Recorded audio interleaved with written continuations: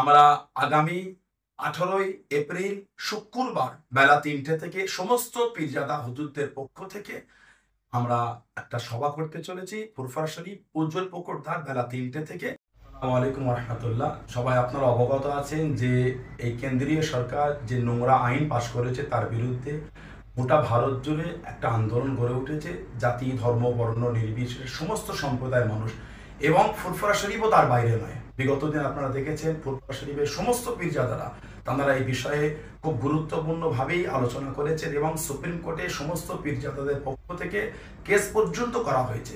ইনশাআল্লাহ আমরা আশাবাদী ভারতবর্ষের এই সংবিধানের জয় হবে এবং সততার জয় হবে। নোংরা মানুষ এই কেসে অবশ্যই হেরে তারা পরাজিত হবে ইনশাআল্লাহ।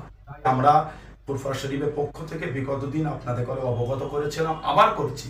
আগামীকাল শুক্রবার 18ই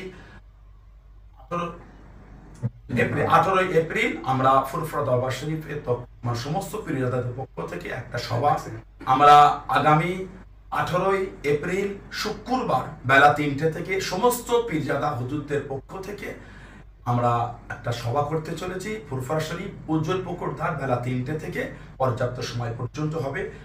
জাতি, ধর্ম, বর্ণ নির্বিশেষে সমস্ত সম্প্রদায় মানুষের কাছে অনুরোধ, আপনারা আসেন, সংবিধানের স্বার্থে আসেন, দেশের স্বার্থে আসেন, সত্যের স্বার্থে এসে এই সভাকে সাফল্যমণ্ডিত করার জন্য আমাদের কাঁধে কাঁধ মিলিয়ে আগিয়ে আসুন।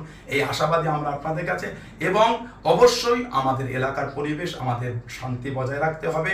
যারা নোংরা করতে চাইবে, আমাদের সমস্ত সম্প্রদায় মানুষের উচিত সেই নোংরা লোকেদের বিরুদ্ধে গর্জে উঠে আইনের সহায়তা নেওয়া। এই আশা রেখে আপনারা আগামী দিন আসবেন, অবশ্যই দেখা হবে এই আশা রেখে। সকলকে আল্লাহ ভালো রাখেন, আল্লাহ সুস্থ রাখেন এবং আশাবাদী সকলে ভারতবর্ষের পতাকা নিয়ে আসবেন এবং তাছাড়া দ্বিতীয় কোনো পতাকা আপনাদের হাতে রাখবেন না, এটা আপনাদের কাছে অনুরোধ জানাচ্ছি। আল্লাহ পাক সকলকে সুস্থ রাখেন, আল্লাহ সকলকে ভালো রাখেন। ভারতবর্ষ জিন্দাবাদ, সমস্ত সম্প্রদায়ের ঐক্য জিন্দাবাদ, ফুরফুরা দরবার শরীফ জিন্দাবাদ।